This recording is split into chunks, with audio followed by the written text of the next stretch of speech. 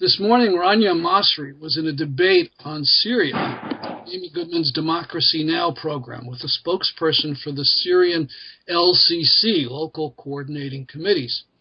I first met Rania online in the 90s as she ran a listserv dedicated to fighting the sanctions on Iraq that killed so many hundreds of thousands there. Rania is a professor of environmental science at the University of Lebanon and a peace activist in Lebanon, concentrating now on Syria. And right now she's visiting in North Carolina. Good morning. Good morning. Good to be with you again. I was surprised to hear that the Syrian LCC had come out for U.S. bombing of Assad's forces. I had thought they were a secular group with some independence from the Free Syrian Army. Well, I'm not sure if the woman that I was debating is actually representing them officially by that statement or if she's making her own position. But she was critical of a, quote, limited military strike, and she did speak out in support of a more expanded military strike. I think we need to be wary personally of external opposition organizations based here in the United States, and we need to be able to examine what sources of funding do they have and who are they actually aligned with. Some of these external oppositions in the United States we know are aligned with the Saudis or are aligned with other organizations. We do have, though, external opposition groups here in the United States who have been speaking vociferously in opposition to any bombing strike and have been calling continuously for a political settlement in Syria. And among them is an organization called Building a Syrian State. And you can find that organization on Facebook. It would be one of the ways to find it and remain in contact so you can have exposure to these other voices. Now, the left in the U.S. reads the site of Syria Freedom Forever, which evidently is allied with the revolutionary socialists in Egypt. They oppose Assad and oppose any outside intervention. Mm-hmm. Do you know much about them and how much a factor they are right now in Syria? No, I do not know that much about that particular organization. But I do know that when we talk about the situation in Syria, there's several different layers to it. There is most definitely an uprising that was born not just 2 years ago, but that has been in existence for quite a long time in Syria. And that is composed of a civil society whose actions are nonviolent and cooperative, and they are trying to build different kinds of networks. Their voice has become the voice most silenced in the mainstream press and in outside press. There's also another layer, which is these so-called armed internal opposition networks, some of whom have affiliates with outside opposition and some of whom don't. But it is very difficult to find a good armed opposition right now in Syria. They're all guilty of some level of war crimes, and many of them are directly affiliated with Al-Qaeda and other terrorist organizations. And then we have the external opposition here in the United States or elsewhere in Europe that has questionable funding. Some of them have questionable funding. So once again, the question becomes, how do we build solidarity with the people on the ground who are caught amidst all the struggle and who have been very loud in calling for an end to these bombing threats against Syria. On Democracy Now! You talked about Prince Bandar bin Sultan Al Saud. Yes. Can you tell us about this man and his background and what he's trying to do in Syria? Well, he's a very interesting character. He's a character that if we had read about him in a novel, we would have thought he would be too colorful. He's the man that the United States went to fund the Mujahideen in Afghanistan. And then he's the man that the United States went to when the United States government could not officially fund the Contras in Nicaragua. They went to him, and he supported the Contras in Nicaragua. So it comes as no surprise now that the U.S. goes to him again to fund these so-called rebels in Syria. He is also on the record as being a strong supporter for regime change in Syria at whatever cost. And also it is spoken that he was willing to support financially a full-out bombing campaign on Syria.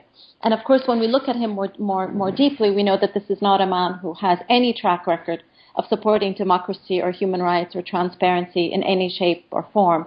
I think it's enough for us to say that he funded and supported the Contras in Nicaragua, and many of us are very familiar with what the Contras in Nicaragua did, and also about the way that the Contras were actually represented in the mainstream press here in the United States as rebels and revolutionary forces, very similar to how the Free Syrian Army is being represented in the States as rebels and revolutionary forces, although they also have their funding from the same very wicked man.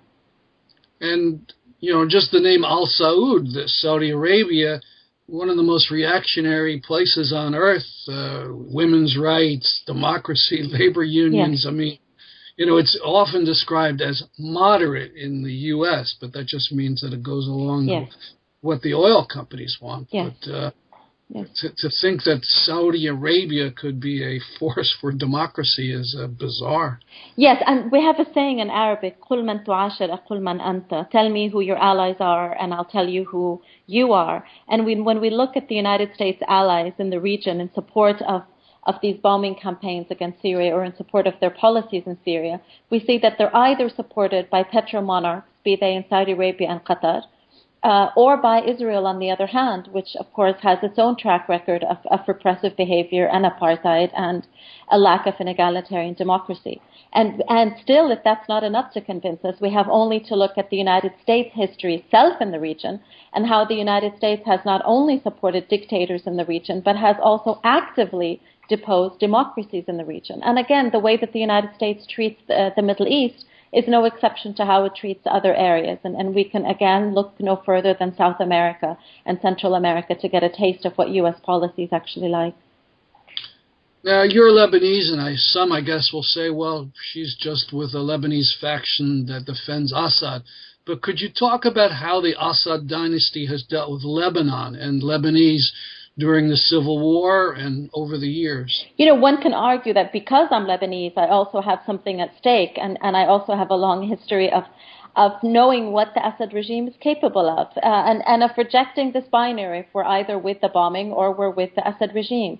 The Assad regime, the father particularly, was invited into Lebanon in 1976, allegedly to protect the Christian armed factions in Lebanon, and he went on quite successfully to work to make sure that no faction gains an upper hand and that all factions remain equally weak. And it wasn't until only recently that the Syrian army actually, left Lebanon due to a number of foreign reasons more than internal reasons. I think we need to separate between the Syrian government itself and the crimes that it has committed both in Lebanon and in Syria, and our vision for Syria and our vision for Lebanon and our desires for the Syrian people themselves. So, yes, to answer your question up front, it is because I am Lebanese, not only a human being and not only an Arab, that I stand opposed to the Syrian regime.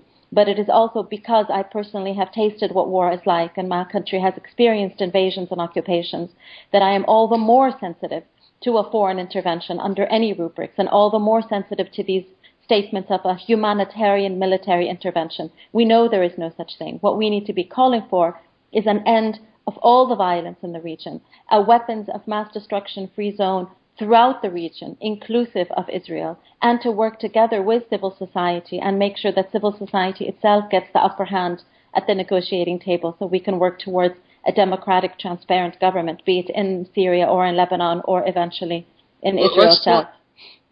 Let's finish by talking about Lebanon. How has the Syrian war spilled over into Lebanon? Yes, I think it's important to recognize who are the parties at play in Lebanon, both the state and the non-state actors in Lebanon.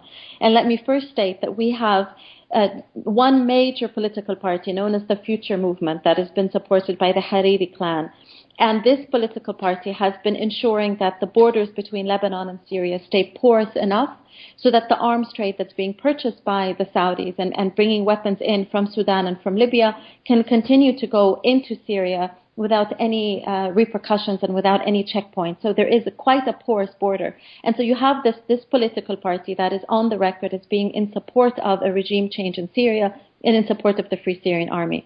And we need to recognize that this political party is not taking this political position out of love of democracy or out of love of the Syrian people. Rather, it has a very long history of racist attacks against the Syrians as a people. And its sole reason for opposing the Syrian regime is because of the Syrian regime's support for Hezbollah. And its sole reason for opposing Hezbollah is because Hezbollah has stood itself steadfast as a resistance organization against the state of Israel. So we do have that going on in Lebanon. And then on the other hand, we do have Hezbollah, where the Secretary General Hassan Nasrallah did acknowledge earlier this year that Hezbollah has sent some of its men into Syria to fight with the Syrian army. Now, in terms of repercussions back into Lebanon itself, there were 2 car bombs that exploded earlier this summer in the southern suburbs of Beirut. And it was factions of these rebel brigades in Syria that are affiliated with Al-Qaeda that immediately took responsibility for those car bombs. And then several weeks ago, we had additional car bombs that exploded in Tripoli. So clearly there is a desire either regionally or externally to the region to have Lebanon itself explode into civil war and to have sectarian violence re-explode again in Lebanon. As of yet, that has not happened, but it could happen at any moment, particularly if there is going to be a bombing campaign on Syria or if the Syrian regime does weaken any further. Now, speaking of Hezbollah, has it tarnished its reputation as a resistance force for Lebanon by going into Syria and fighting on the side of Assad? There are some that claim so, but if we look at the communities in Lebanon that have stood in support of Hezbollah, those communities remain in support of Hezbollah. If we look at the communities that have always stood in opposition to Hezbollah, they have remained in opposition to Hezbollah. So I don't believe, quantitatively speaking, that this position by Hezbollah has actually changed the position of those on the ground that support them, because when we look at the victory that Hezbollah gave to the Arab region in the 2006 war, and in rejecting Israeli military objectives in that war to destroy Hezbollah and actually giving the Israelis a huge military defeat, we know based on statements from Hassan Nasrallah that it was the Syrian regime that strongly allowed that victory to exist, both by supporting Hezbollah directly and by providing needed military weaponry to Hezbollah. So it really comes as no surprise to anyone in the region that Hezbollah would side with the Syrian army. What does come as a surprise is how anyone possibly in the region could side with the Takfiris, also known as the jihadists, but more accurately known as the Takfiris, which are, conservatively speaking, approximately 15 to 20% of the armed brigades in Syria. And these are organizations that are officially campaigning to transform Syria into not only a Sharia state, but a Sharia state that abides by an Islam that is foreign to the region.